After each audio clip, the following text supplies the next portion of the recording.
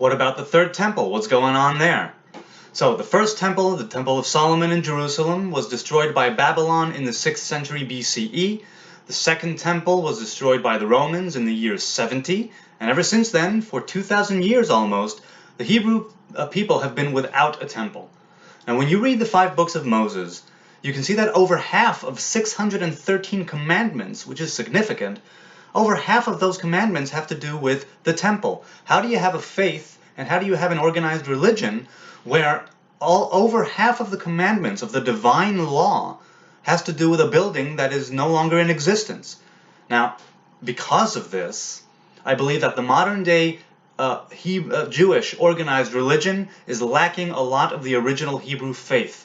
But there's no making up for lost times right now. What's done is done. We lost a lot of things along the way, but what the Jewish religion did do right is they managed to A, write down the oral traditions lest they be lost, and B, they always pushed for the temple.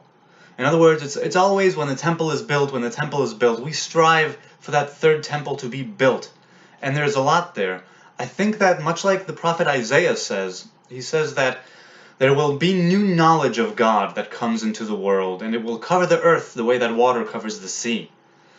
It's like the idea that what we know now is not what we're going to know later. I think that's what the third temple facilitates. And I think that maybe people are wrong when they say it's just going to be a building like the other two.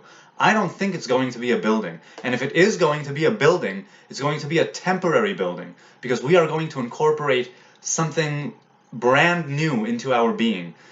I believe that it's the human body, the human form, which is the original temple.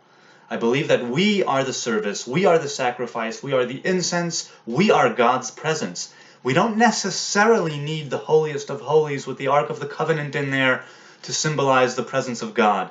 And we don't need the middlemen in the form of priests and Levites to be mediating between us and the divine. I think it will come to a point where the building, if built, will stand, but only for a temporary kind of transitional period of time, because we are the temple, we are the divine presence, we are the physical manifestation of God. Let's have a good one.